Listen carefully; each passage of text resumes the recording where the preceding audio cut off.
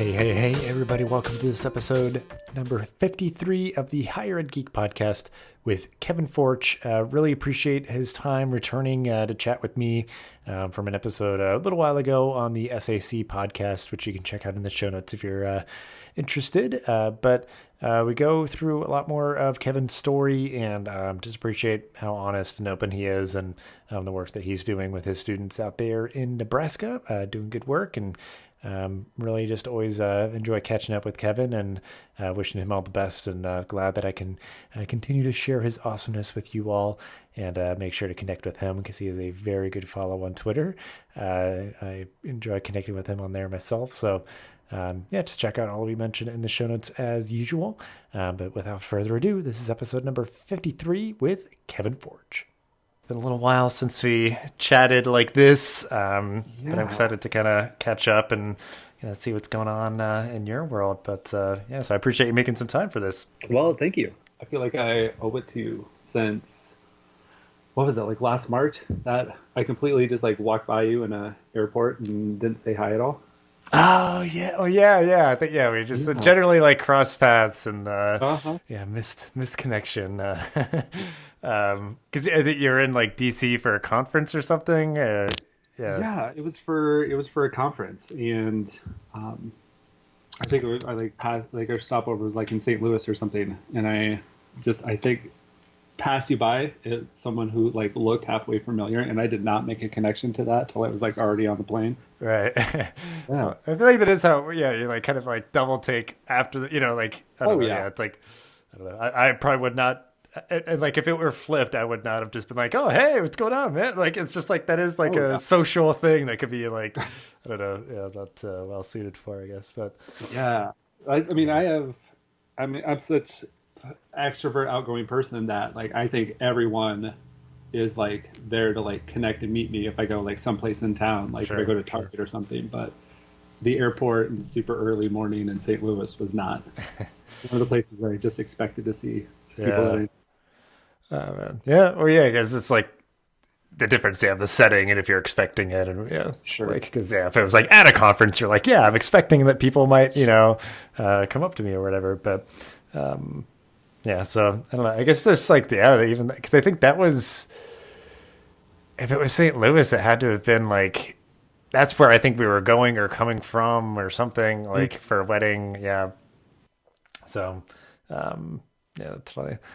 Cool. Well, thanks again for hanging out for the podcast here. I'll link, if people are curious, I'll link over to the other episode that we did before if people want a little kind of prologue or just further context whenever you listen to it. But I've followed for a long time, so I always appreciate when, we can talk like this because I know we kind of interact randomly online. Mm-hmm. But so, I guess just because I know you've been doing, you kind of mentioned like some kind of work related kind of professional development or just sort of like, I don't know how you might categorize it, but I guess if you want to at least like kind of catch people up in terms of like kind of your professional journey of getting to where you are and kind of what you're exploring, I'm sure we'll kind of dig into a lot of it more throughout the episode, but just kind of the brief story of who you are and how you get to be where you are today. Well, sure. My name is Kevin. Currently, I'm the director of student success for Southeast Community College. That's based out of Lincoln, Nebraska, and we have campuses in Milford and Beatrice, Nebraska, and all kinds of other sort of learning centers scattered all over our little service area in that corner of the state. Mm-hmm. I got started. I was born. I guess I got started because I was born there in Southwest Nebraska, so on the opposite side of the state, in a small town called Stratton, which has, at current count, like something like 380 people in it. Wow. Something like that, super small. And that's where I was born and raised. Went to high school at a consolidated school, meaning that was a couple of towns sort of consolidated in our high school. And my graduating class was 17.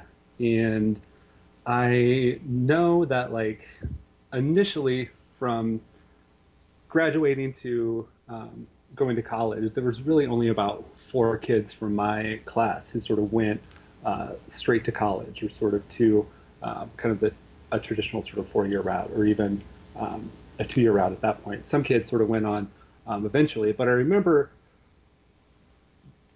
living in sort of that small world and really being excited about making a jump to college. It didn't really register me that a lot of people were sort of either sort of stuck where they're at, or really didn't see themselves moving on to a 4-year school. And in conversations that I had with them kind of over the summer and things like that, that's something that really just stuck to me, that being in that small town, or sort of being, gosh, we were about 2.5 hours away from the closest 4-year institution.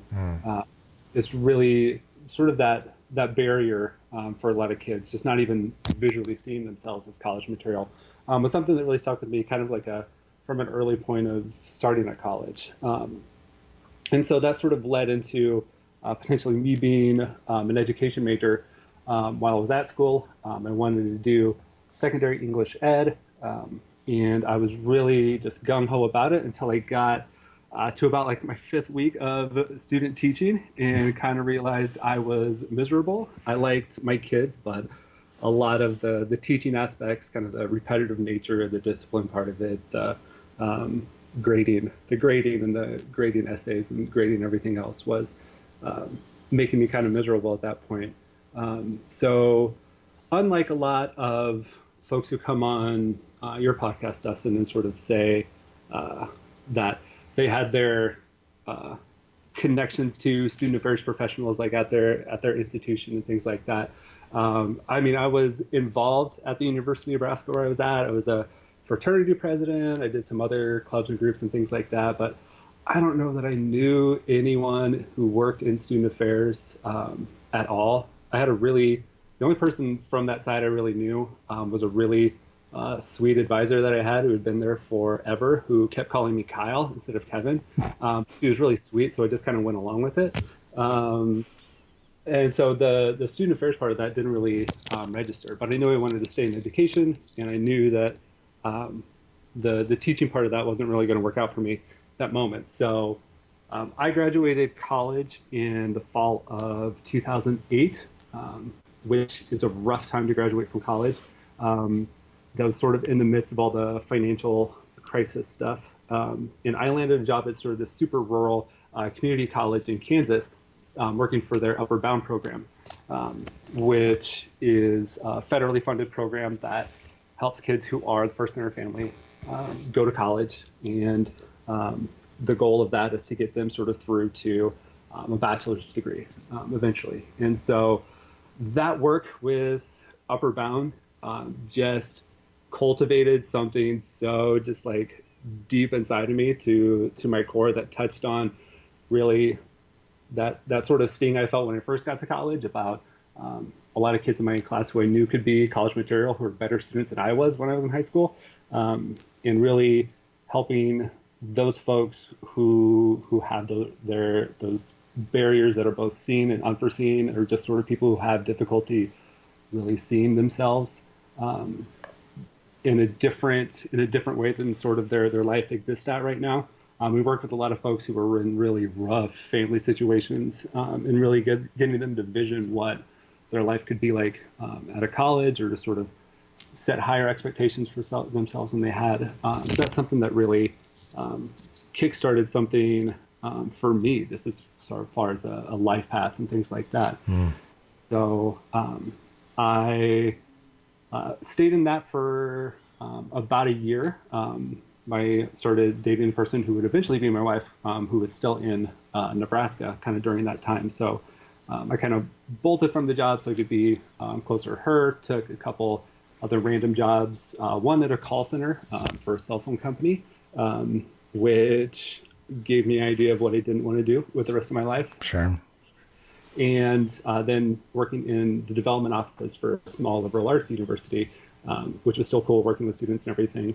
But the first chance I got to get back to that Upward Bound world, I did. And it was at SEC. It was going through some more rural high schools. And again, sort of getting those students to step foot on a college campus, to see that they belong there, to see that they could interact with instructors, and whatever dreams that they had for themselves were realistic, were tangible, and things like that. And it was a super great experience. And kind of in that, I kind of got an itch to work with more of a college age population and sort of provide some of those similar services.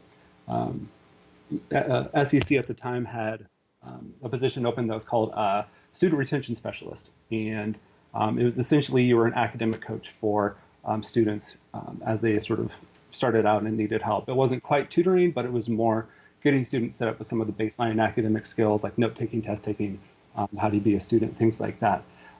And so I jumped at the opportunity to take that position. That position was in Lincoln, so I got to sort of not have super long commute during work, so I got to sort of be within 10 minutes of my house to work. And again, I sort of sit down with that job as an idea of this is what I'm going to be. I'm going to be an academic coach for students. I'm going to help them with the note-taking part of everything. And the first person who sits down in my office on my first day of that job was referred by a developmental English instructor, and it was a guy who was in his 40s who just came into my office with just tears in his eyes, and like the first thing that he said to me was just that I need a friend. And I know it was something I felt completely just unequipped for, but at the same time, like it just allowed you to be a human being to another person for a little bit. And we sort of got him situated, sort of as we sit down that first time. We talked through kind of what his plan was, and he wasn't so much looking for a degree. He was just looking to take a few classes so his employer, so he could get some more skills, so his employer could give him full-time work so he could have benefits and things like that. And he was just having a really tough time because he didn't see a lot of people like him who were in his classes and things like that. So we kept checking in, and eventually he was there for just a couple months at the end of that term and sort of found a full-time position and kind of moved on. But from that kind of first interaction, I got a full sense of this job is so much more than that academic side of it. And there are all these folks sort of walking around our main community college campus at SEC, which is in Lincoln, has about 7,000 to 9,000 students, and it's completely commuter campus. No residential area, no res halls there.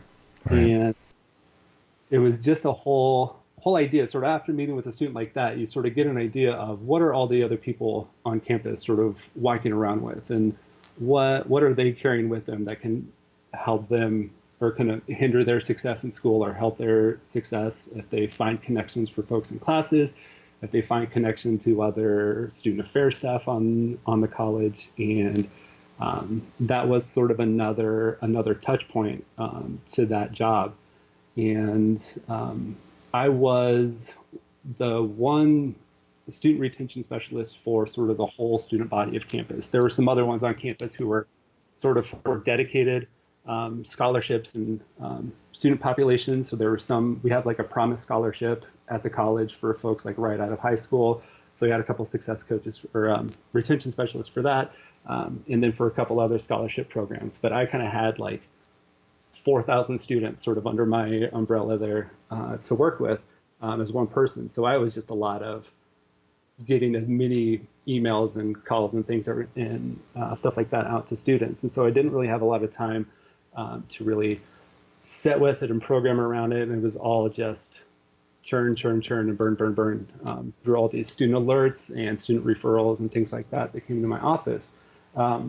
But eventually, the student success coach or the director of student success position came up. They sort of restructured our office to be sort of more in line with what we do and calling ourselves success coaches. But in the process of going through that interview and thinking about what a director position looks like or someone who's in charge of that particular office, it really allowed me to sort of start to think about like, what do I want out of my work and the other folks who are around me, and what's going to have the most meaningful impact on students that we work with. And that's where I really got stuck on the basic needs services that we offer students. And a couple years after that, I've been in this position for about 2.5 years. And in our office, we have a food pantry. We have free printing for our students.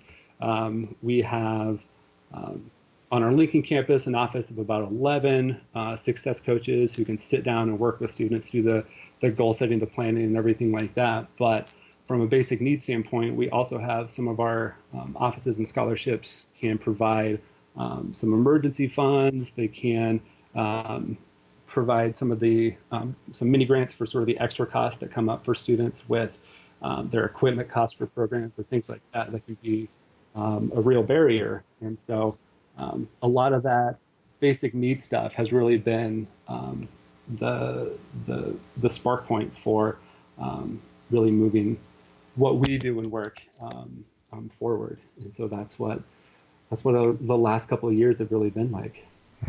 Yeah, it's all important stuff. I mean, because yeah, it's like very valuable and helpful to just like, here's how to like organize your life and manage your time and like take good notes and like, you know, how to study and those sort of things. Cause like, you know, oftentimes people maybe just haven't really built those good habits, or especially if it's people who, you know, are going back to school after a while. But, you know, if you're working with somebody on time management, it would sort of naturally be like, okay, well, like, what commitments do you have? Like, what does your schedule look like so we can manage that time as well as we can? And it's like, yeah, you're getting into their, you know, their personal life and where they're coming from, and that's impacting their studies and those sort of things. So it's really cool to have somebody, you know, like the work that you did, and now that you're helping to sort of support other people to do, and that they're kind of really digging into that to like, because I think that's like the thing too, where like you're saying with like emergency funds and food pantries and that kind of stuff, it's like, that only makes the work harder, especially obviously like it's really hard for the student. They're struggling with that. But then it's like, well, I'm the coach and this student's like engaging with me, and there's stuff that like I just can't help them with. Like they need,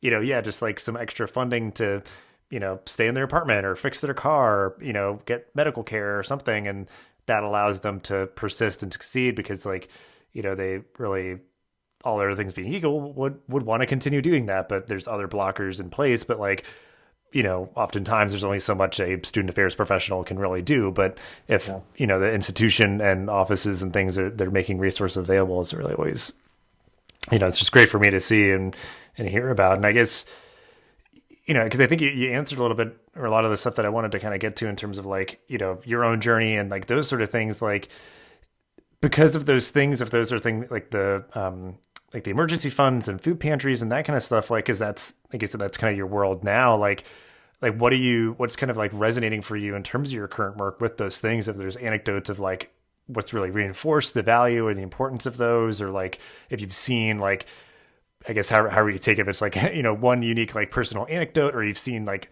you know, metrics improve, or like, you know, like different things, like how do, I don't know how you maybe you're coming at it, you know, but yeah, like I guess what's kind of like keeping you engaged with this work. Cause I know, like I said, I mean, it could be tough at times with these struggles that people are having, but you know, what are things that sort of keep you motivated and keep you engaged to, you know, keep at this work?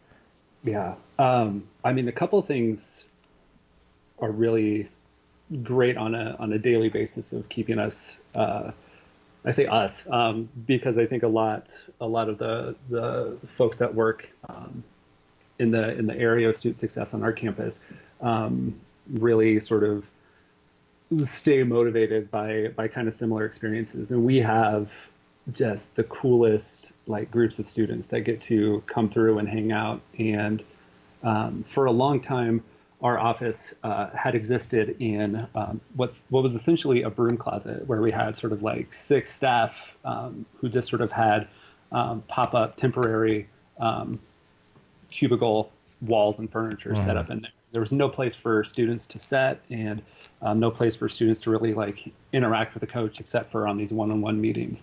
Well, just before I was hired as the director of that area, we moved into what's now known as the Student Success Center. And we have all kinds of tables and computers and all this other stuff, enough space for a food pantry. And we just get to set and exist with this regular group of students that we have during the day.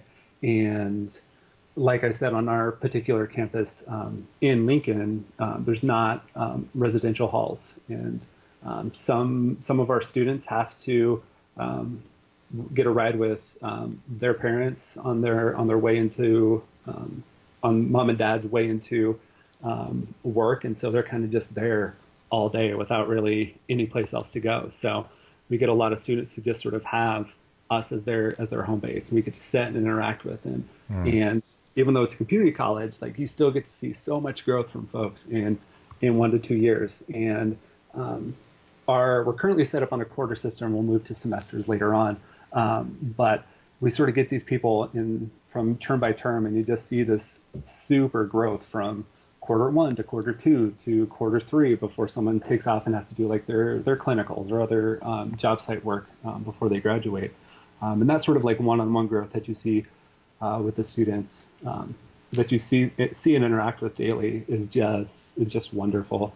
From a larger standpoint, our institution in the past 2 or 3 years has really shifted from student services mindset that's transactional, that's just sort of get a student what they need and help them move on, to a student affairs informed approach, where we are super concerned about the student experience and from where students start to where we can hope that they finish, and what all touch points do they have with different areas in our college, and where do barriers exist, and what can we do to address those barriers. And it really digs into the data in ways that we haven't done in the past, and it really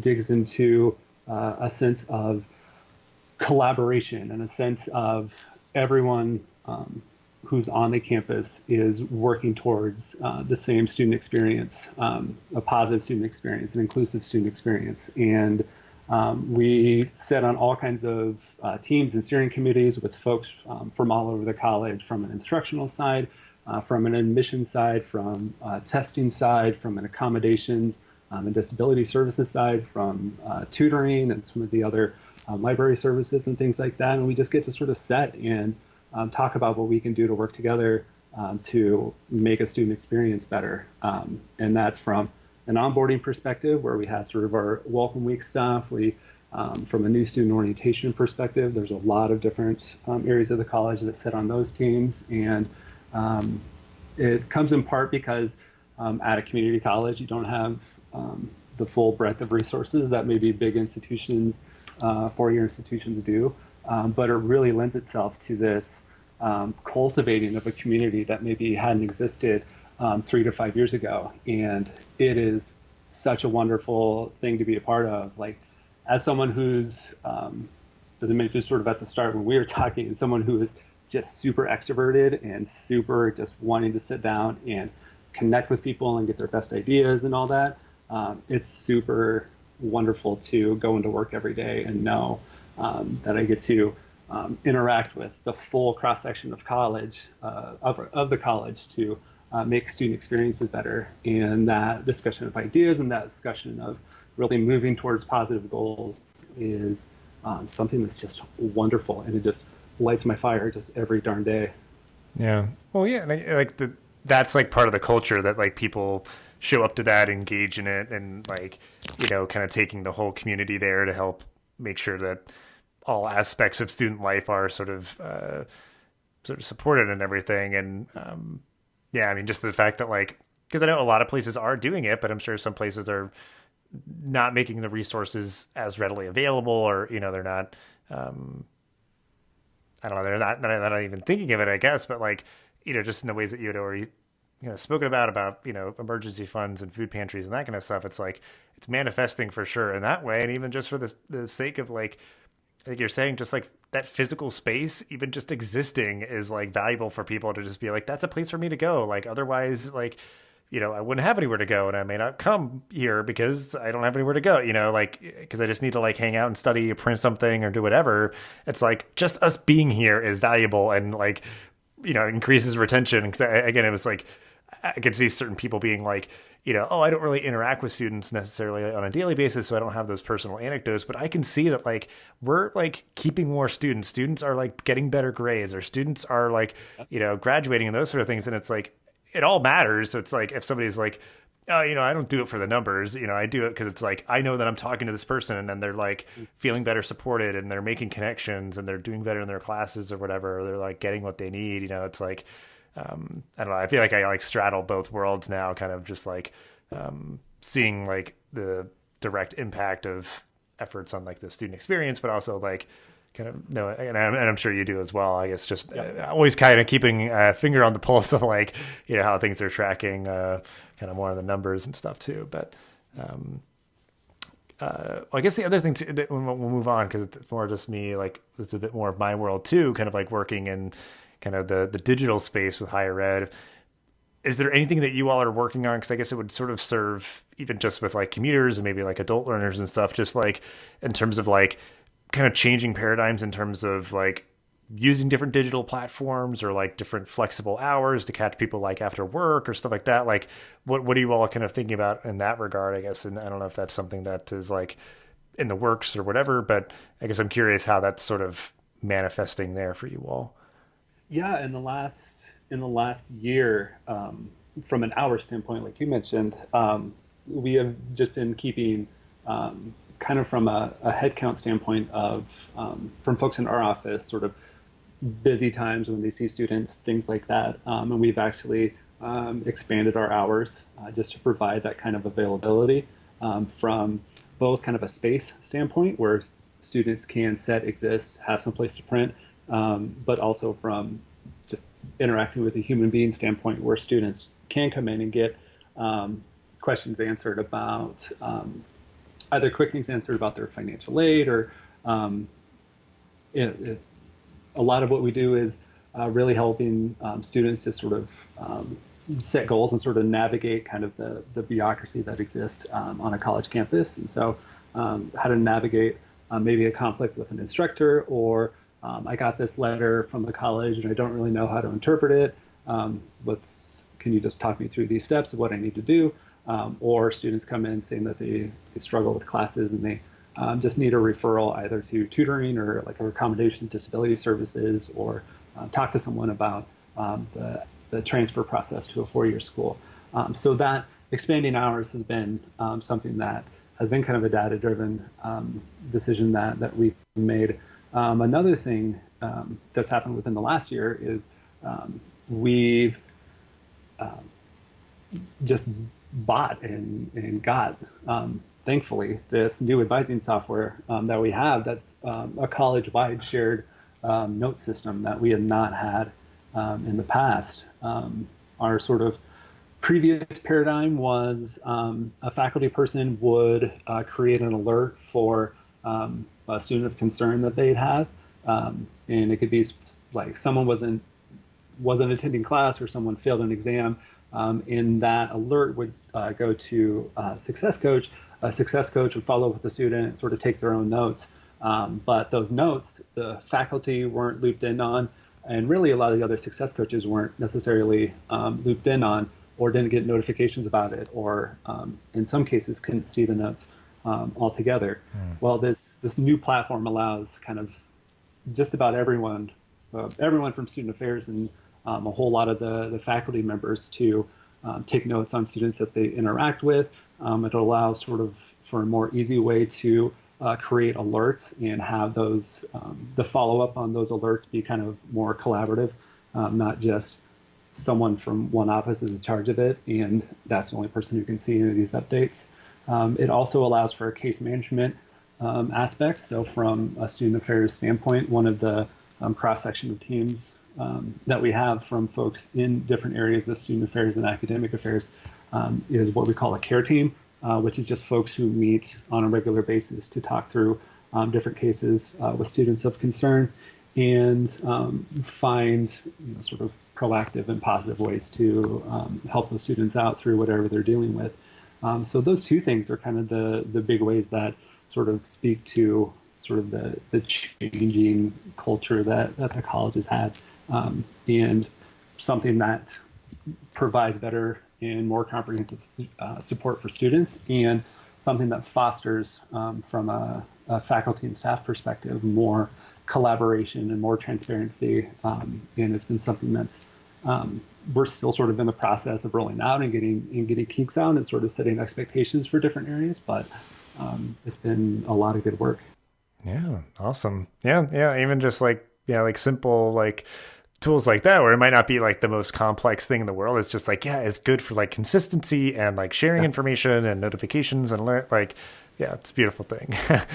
So I'm glad you all are getting that kind of stuff. And yeah, because I mean, I think that's like, some places again are just like further along in certain aspects than others, but it's like, you all kind of trying to kind of go step by step with all of the important stuff that kind of every student affairs and every campus should be doing in terms of like solving as you can those actual problems that they're going through for, more often than not, like financial stuff, but also just like using like good digital tools, whether it's just for like information tracking and sharing, or like for scheduling and video conferencing, or all these different things. It's like there's a lot of great stuff out there, and just obviously whatever makes the most sense for a particular campus or office or students and stuff. But so yeah, I mean, I guess just moving on from all the work related stuff, because I know you do have some geeky hobbies, which I appreciate, of course. So I guess I mean, if you want to dive into that, I guess I can also turn on my video, because I do have my little workspace here. If you can see some of the nice geeky art and everything. My gosh. Not great for the people listening, but both of us have very geeky offices, geeky personalities. It kind of informs our like worldviews and just personalities and all that kind of stuff. But I mean, it Dustin can see behind me like 3 different Spider-Man posters, and what I can see out the other end here is like, what Dustin can't see is like 24 Funko convention exclusive things just like lining all over my wall. So there's a lot of geeky stuff happening. There's a geeky vibe, like just happening as we talk. Because I think it's like, I recognize that maybe it's just people I gravitate towards, but like, like helper, like people in helping professions, it's like superheroes and like, saving the day. It's just like, yeah, you can get, like gravitate towards that. It's just like an enjoyable sort of thing, but also just like great stories, or just like entertainment, and like however people come to it. But yeah, I know that's something I think we've connected on a lot before, but I guess, what's kind of capturing your attention right now? Like, what are you geeking out about? Is it like new stuff, like nostalgia or whatever? What's grabbing your attention lately?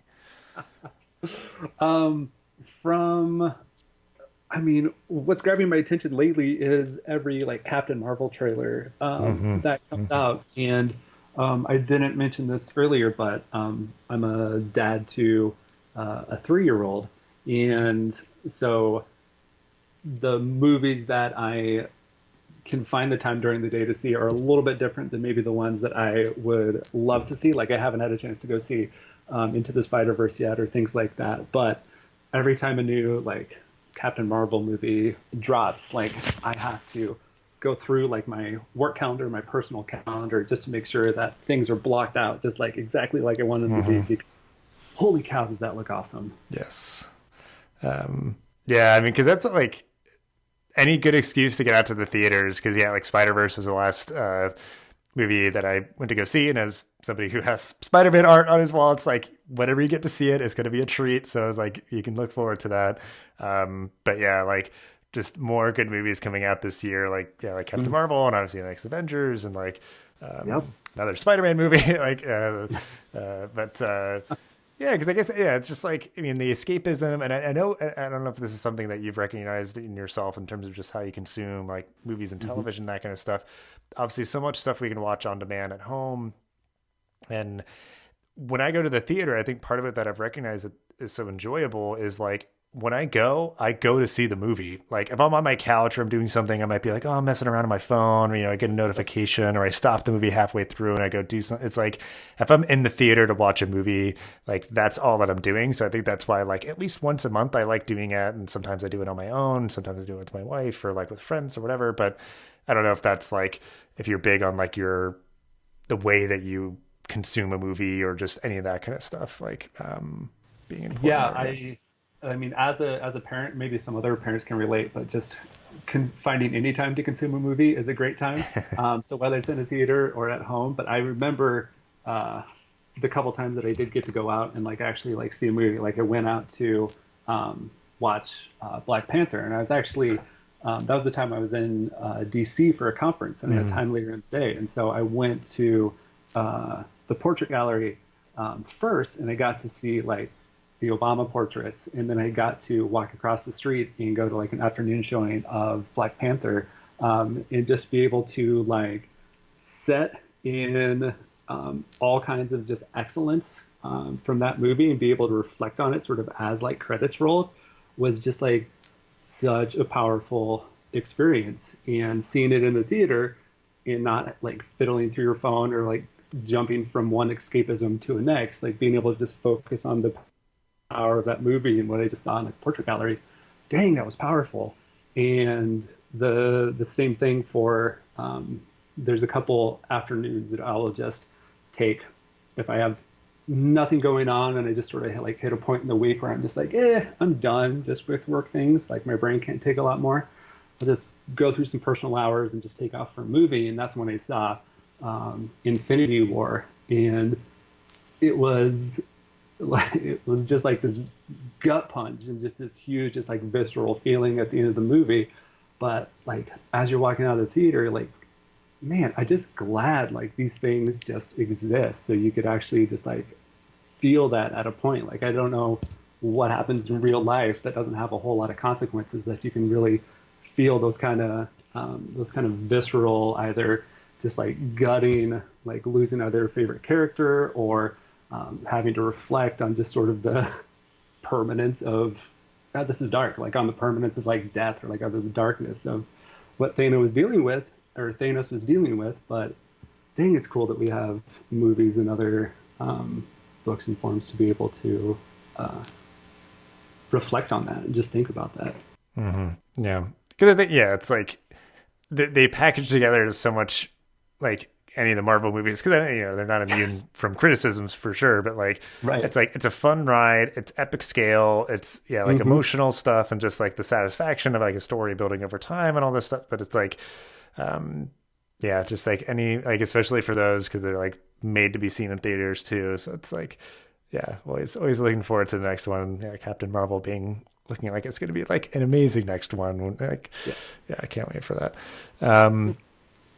Well, I guess, I mean, I guess that would be, and then we'll get any like sort of like, tips of the hat of anything specific that you might want to recommend that you might have consumed or recently or just kind of classically, but just to make sure to sort of kind of give it the proper space. I guess if it's like any of the more recent stuff, like you mentioned with Black Panther, or again, like more traditionally, like what are these like hobbies and stuff just for you personally, like anything else, I guess, that are like things that are salient in terms of like, because, for me, it's like all this stuff I've been into forever. And I just always think of these, different ideals that I aspire to, or, things about teamwork or whatever, like For sure. they sort of instilled good lessons, I get, but yeah, anything, I guess, in terms of how you see these like hobbies and interests positively contributing to your life, and perhaps as a parent or, whatever kind of way you want to take it.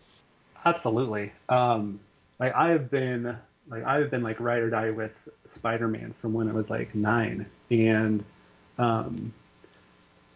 I think, I don't know if you saw it. I put something out like sort of on that day that Stan Lee died, of just the importance of those characters when I was like in 3rd, 4th, and 5th grade, because I was having a little bit of a problem being just sort of in a small town and somehow just not having a whole lot of friends and not being super comfortable like within my own body, and being able to watch like the X-Men animated TV series through the 90s, and seeing being able to pick up and buy Spider-Man comics and X-Men comics, and just sort of see those folks who sort of struggle with a little bit of that same exclusion, struggle with some of the same, I'm not sure who I am, this is the body that I'm currently inhabiting and I'm not really sure what to do with it, but to still sort of get up every day and step out the door and do good. those are a lot of things that have stuck with me about just the work that we do and what I want to do sort of day in and day out is that really no matter what, there's always this good to do, and there's this way to make those around you better, your community around you better, and if you have the ability to, then in some ways you have the responsibility to. And Spider-Man is all about responsibility, right? So that's sort of where we're at, and I think being able to share that a lot with a little 3-year-old kiddo who just adores Wonder Woman. She's super big at the moment in like all these Disney princesses and Wonder Woman on the side of that, and it makes me wonder a little bit about, well, what are some of the things that she's like taking away from these things, either if it's like Cinderella or anyone else, because while Disney movies are pretty great, there's some messages that aren't super great in there, especially for young women. But when I ask her about like what do you enjoy about Wonder Woman, or what do you enjoy about Moana, or what do you enjoy about Cinderella, she has all these just cool and just badass things that she likes about them. Like, I like Wonder Woman because she is strong and she fights. I love Moana because she is brave and she tries new things. I love Cinderella because she is kind. And just hearing that sort of thought process from a little tiny human, just, I don't know, that's pretty cool. And it sort of connects some of the things that I enjoyed about my really early heroes and things like that to sort of what she's feeling about them now as a 3-year-old. And that's a cool experience to have.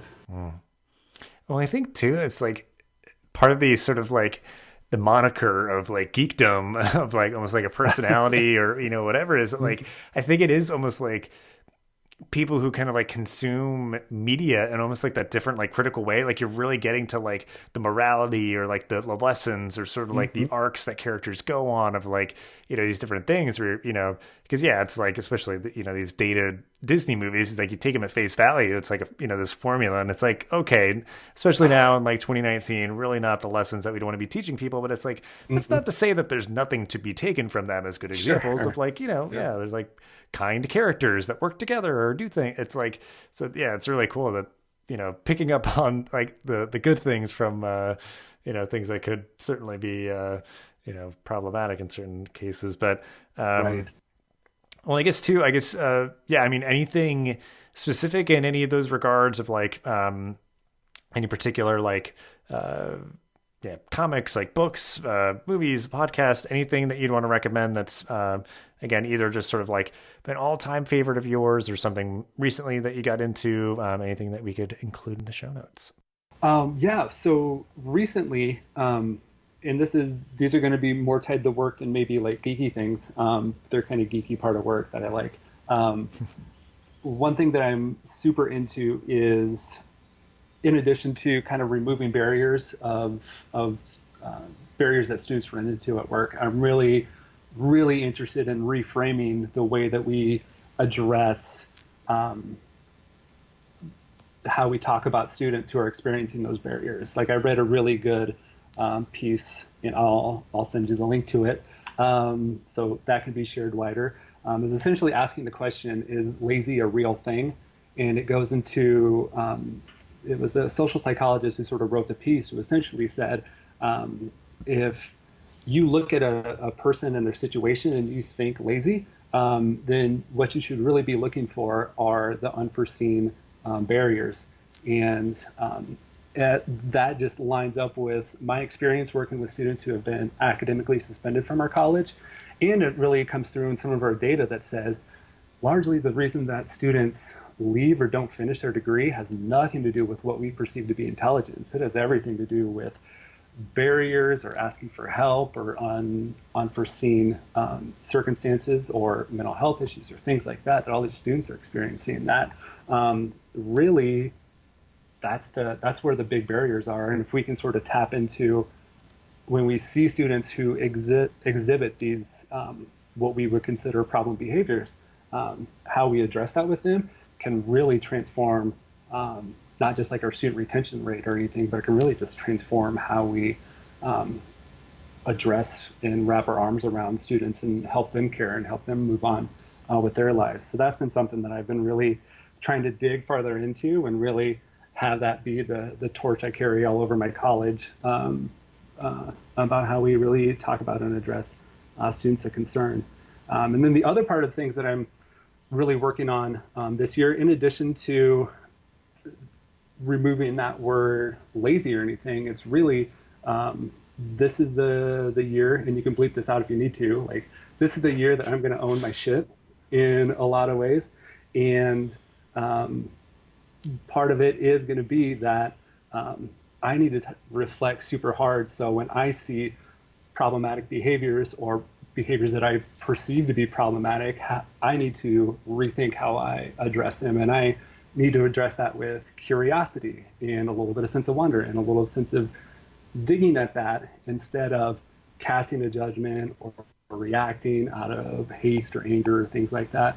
And some books or some ideas that have helped me with that has been like the Insight book by Tasha Eurich is flipping amazing.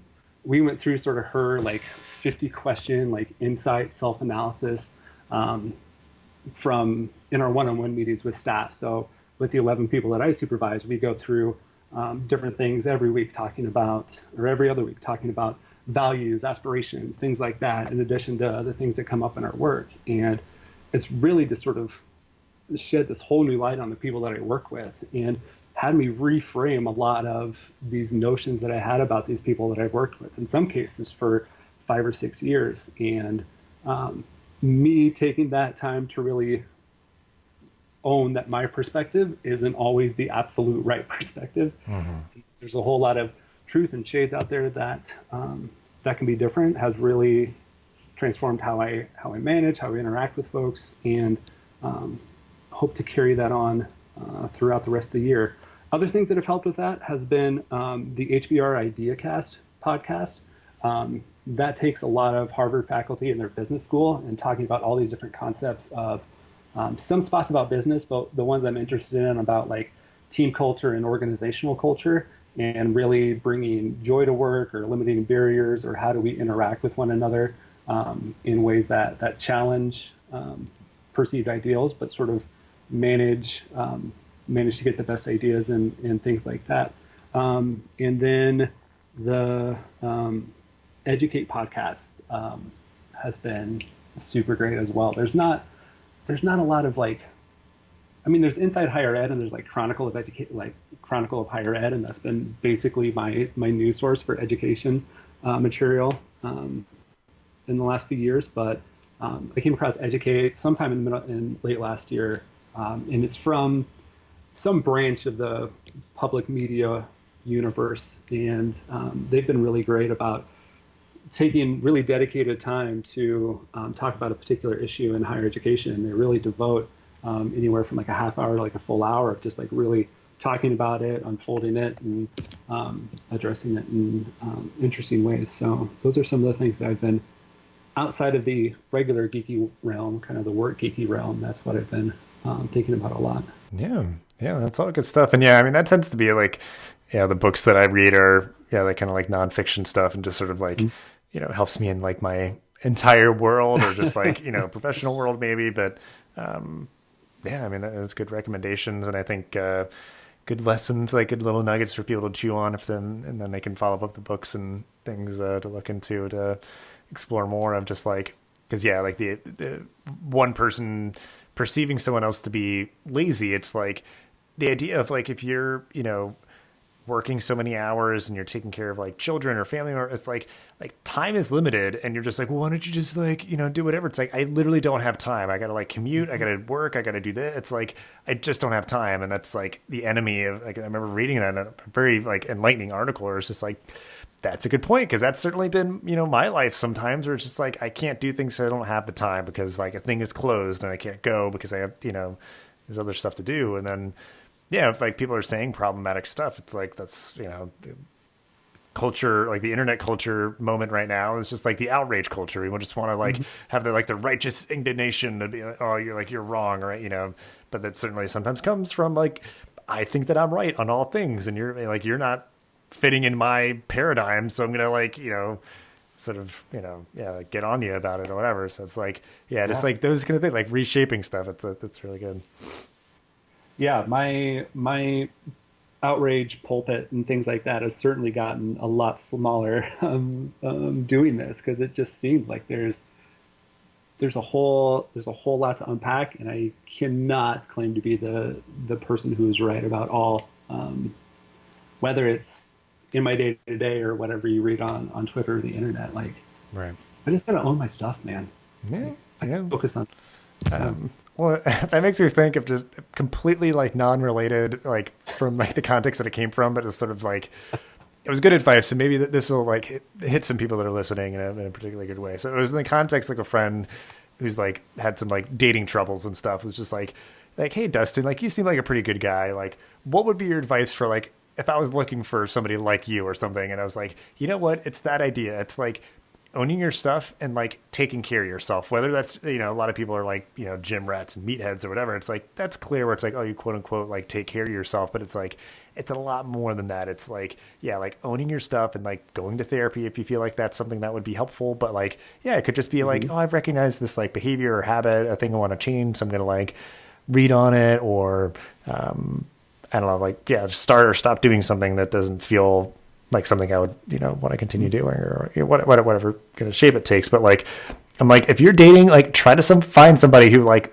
they capture that somehow. It's like, you're taking care of yourself because it's also like, bringing all your baggage to a relationship, or you're not going to have these like, bad habits or something. It's just like, try to find somebody who's like, who takes care of themselves on like sort of the next level from just like purely physical, which is obviously important because that sort of embodies like going to the doctor and like not eating crap all the time. But it's like that was like that made me think of that, of just like it's important to do for anyone at any point, just like